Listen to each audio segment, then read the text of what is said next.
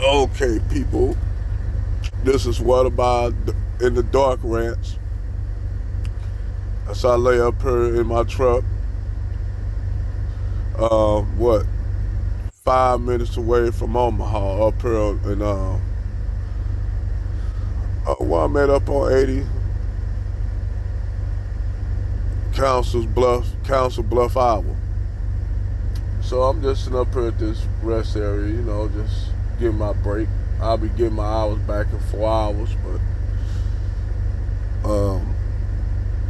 I'm gonna say this: when I used to travel, I haven't traveled in a long time, but when I used to go down before the passport bros, I used to go down there to Brazil and a lot of those places, and like Brazil, second largest black population outside of the African continent, right down there in Brazil. And in certain places you could go like in Brazil, like you may go to El Salvador, and you'll have a large black population, very, very large Afro-Brazilian population. And the thing is about Afro-Brazilians, unlike other Latin countries like Dominican Republic or Puerto Rico, they take pride in their blackness. You know, they take pride in their Africanness. They take pride in it.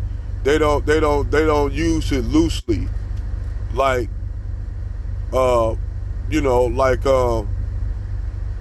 like Afro Latinos in Dominican Republic or Puerto Rico. They don't use it loosely like that, like only when it's convenient.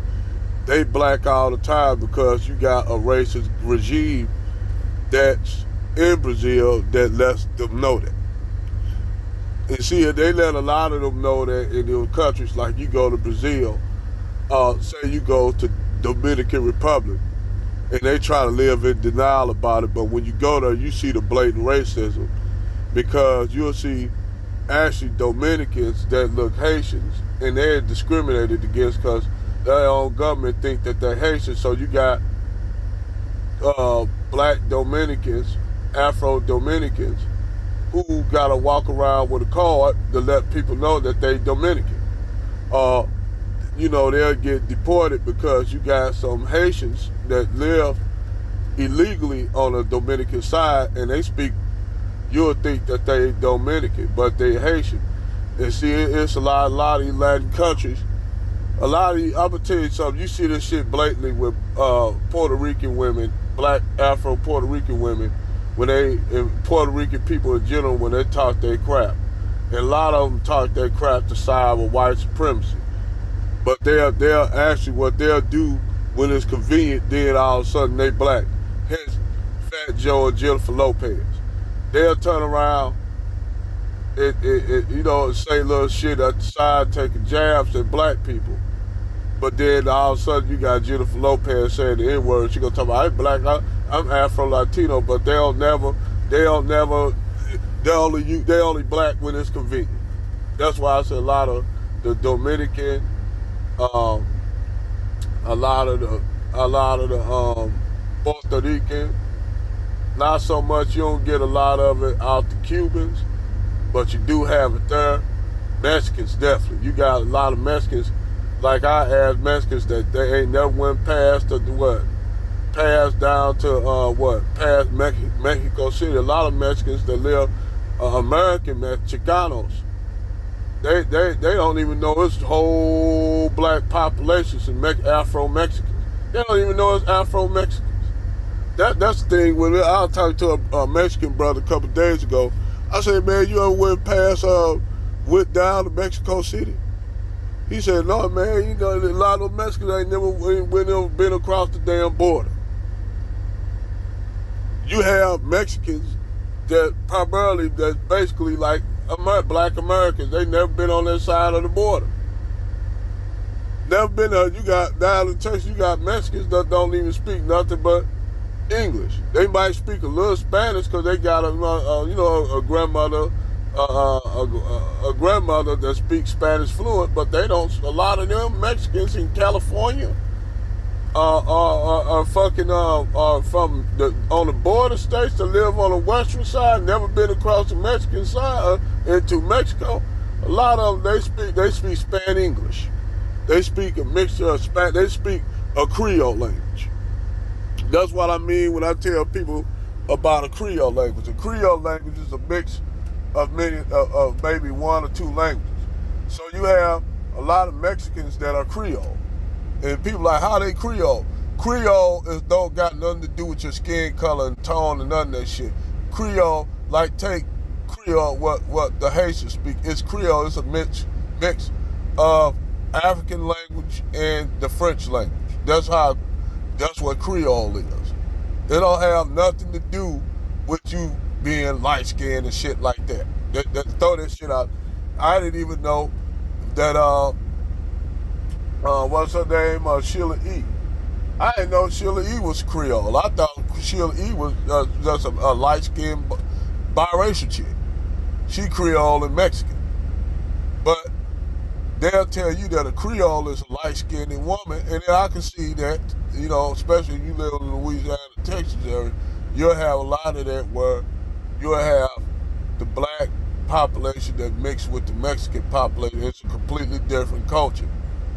If you go down there in like Lake Charles and stuff like that, a lot of people don't know you have a lot of Mexican and Creole mixed there because they've been mixing way back during slavery. You had Creole men and women that were mixed with the Mexicans. So that's another dynamic you have down there in Louisiana. It's completely Louisiana.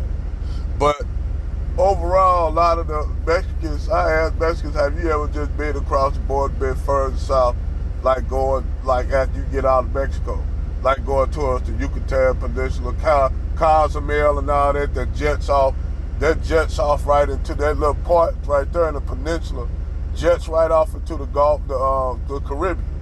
So all that's right there in the Caribbean. You ain't nothing but a rock jumper start away from Cuba. You got Jamaica, you got Trinidad, you got all those. So when you go down there to that part of Mexico, you'll see a whole bunch of Afro-Mexicans.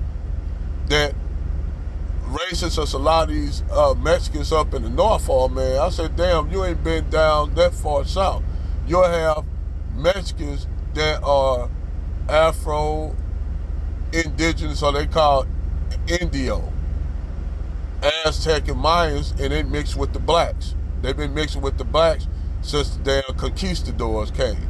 And then they observed their Aztec and African and Mayan culture down there. So they give you here in the north, they give you an idea when you see Mexicans up here wearing Aztec, you know, they do their Day of the Dead. They down there, those people are different. If you notice, they look way different than northern Mexicans, and they talk different. They Spanish a little bit faster. They talk like Puerto Ricans and Cubans. If you go that far down to Mexico, they sound like, they dialect sound like Cubans, Dominicans, and Puerto Ricans when they talk. Not like how, you know, they Spanish, like Mexican, they Spanish kind of slower. But down that way, they Spanish be like, they be talking real like fast to the motherfucker. You'll think they Puerto Rican and Cuban, but it's different. But a lot of Mexicans haven't been that far south. Some have, and they came back with a different view of what it is to be Mexican. You have some brothers and sisters that Mexican went down there to that part of Mexico just to travel, just to go back to travel, because they never been. When they go, they come back different people, because they actually didn't know that it was black Mexicans. I said, that's fucked up, man. I've been in that part. Y'all didn't know there's no black Mexican. I'm shocked that they don't know it's black Mexican. And some of them got African DNA, African ancestry too. And see, this is the thing, even with black Americans, when we say that we are Aboriginal. See, the thing is, what they don't understand, yes, you did have black Aborigines, like, you know, especially in the eastern tribes, like a lot of the eastern tribes had, you know, they were black. And history try to basically wipe them out and shit like that. But you had instances of where you had like black populations that was existing in Latin America, down in Latin America before the Spanish and Portuguese and shit came. And they always have been there. They always have been there. You got these black population of people, and people like, no, you came over because no, they already, you got, they say, no, they've been here almost forever. You know, they've been there forever. So you got a lot of the like you take Brazil. Everybody think that Afro-Brazilians have just came over from Africa. No, it was some that were already living there that even the Portuguese documented. They were already there, like where these black people come from. Then like in Mexico, places like that, they was finding mosques. They like, this ain't no pagan temple, this is a mosque. And believe me, the Spanish knew what a mosque was because they had a lot of mosques in Spain. Spain was conquered by the black Moors. That's what a lot of people don't understand. That's why white Spanish have a problem with black people, because they see the black people as the ones who conquered their ass. The black Moors conquered the Spanish. They'll try to say, well, it was the Arabs. But keep in mind, it wasn't that many Arabs in that part of North Africa at that time. This is the beginning of the Caliphate.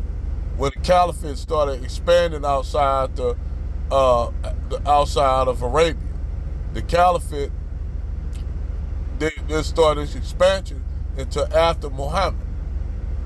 Let me make that clear. That expansion didn't start to after Muhammad. Muhammad passing. It's just like the Holy Quran. The Holy Quran wasn't completed into 100 years after Muhammad.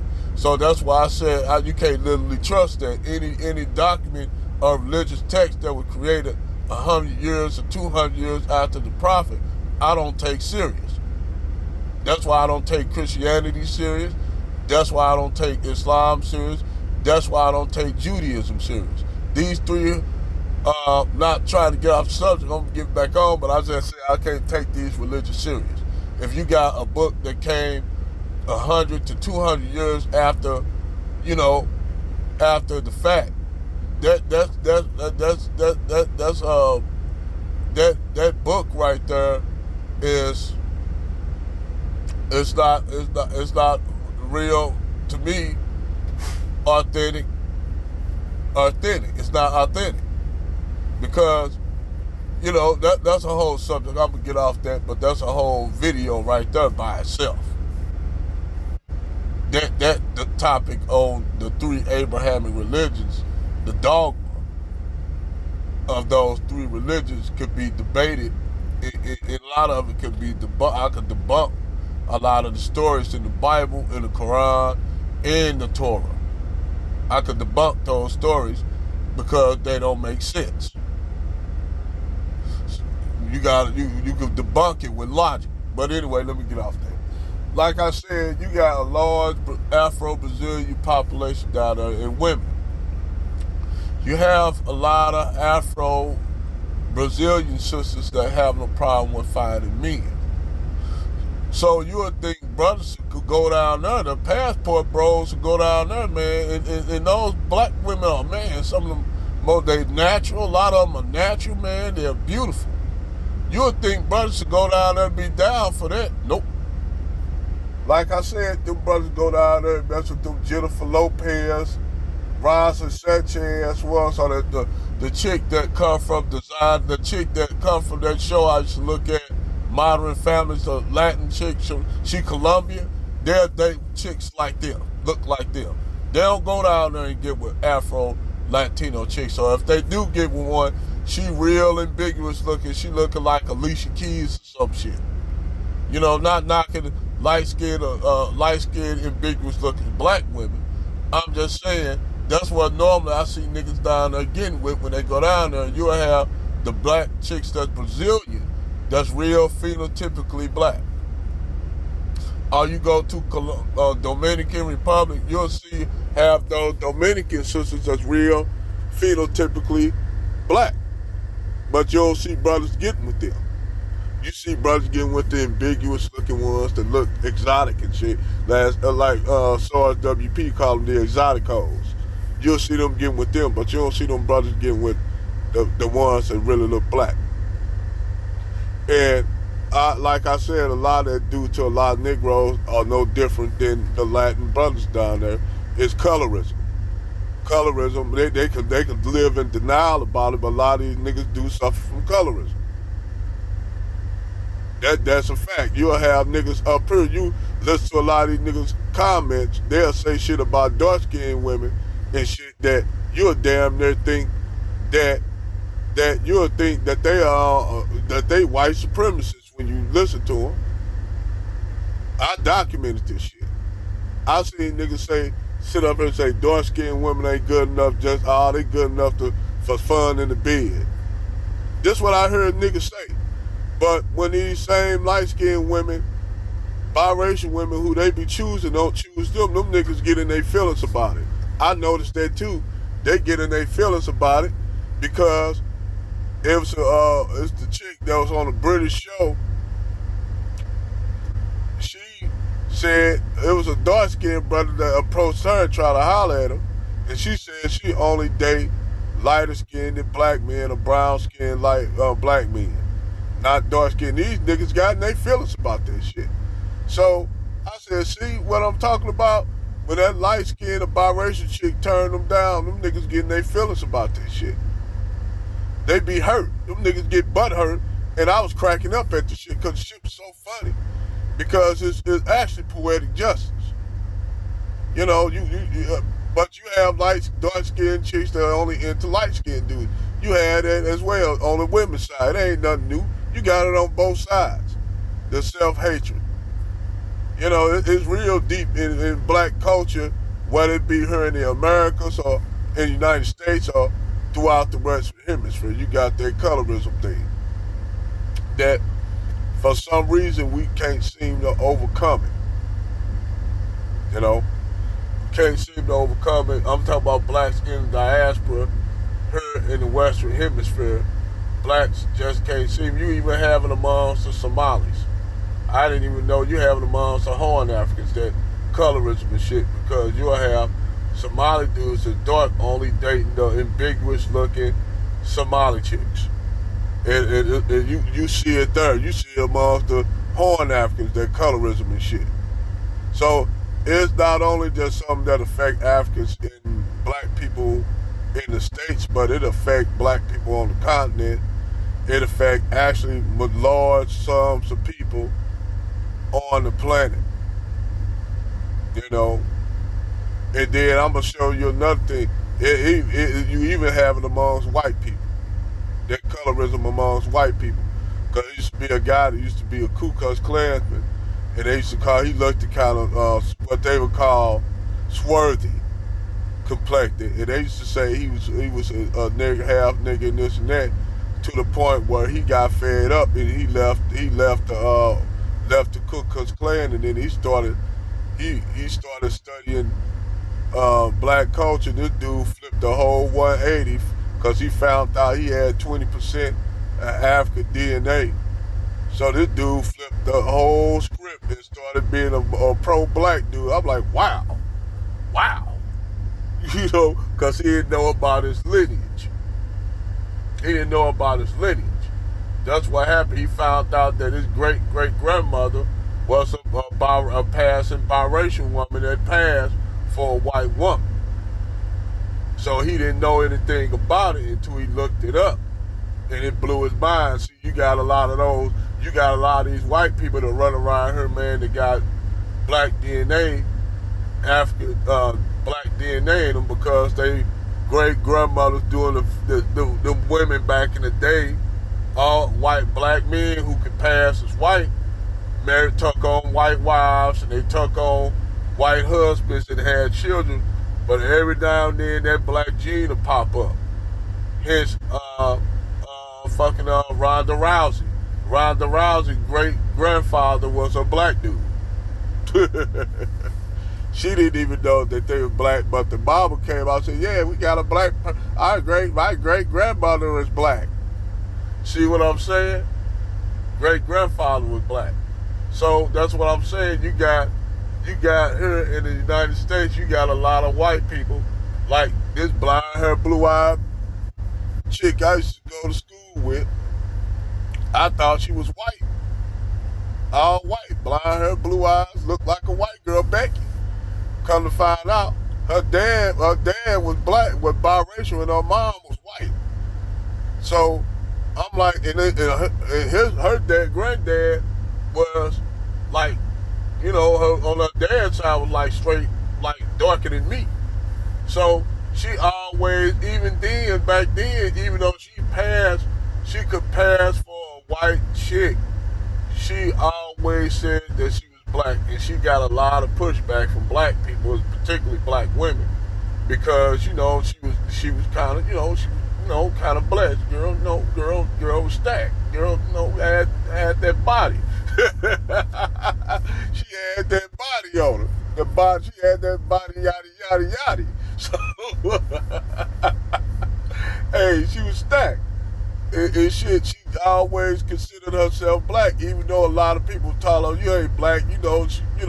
She had to prove that shit. And you got a lot of biracial people that look just like her. They had to prove that shit, and they recognized culturally as themselves being black. So, I mean, people say, well, you biracial, this and that, but culturally, if she see herself black, she see herself black. Who am I to argue with her and say she ain't? You know? And the funny thing is, she used to have white dudes try to holler at her out and say, why you turn them white dudes down? You white. She like, because I ain't white. I'm like, huh? Yeah. She told me and showed me pictures of her dad. I met her dad and shit. Now I never dated her because I didn't see her like that. And she was fine. I just didn't see her like that, And at the time, I wasn't attracted to, chicks that look like her. I like my women to look darker, But to each his own. But I never knocked her. But yeah, it blew my mind. I like, wow, I didn't know your dad, was even though he biracial, he recognized himself as a black man. He never carried himself as a biracial dude. And, dude cool as fate. But that's my in the dark video. Like I keep trying to tell passport brothers, if y'all gonna go down to the Brazil, you got all those single black women down there, man. Hey, y'all start choosing some new sisters. I ain't gonna tell y'all might not be attracted if you got preferences. I understand it. But there's a lot of Afro, black, beautiful Brazilian sisters down there looking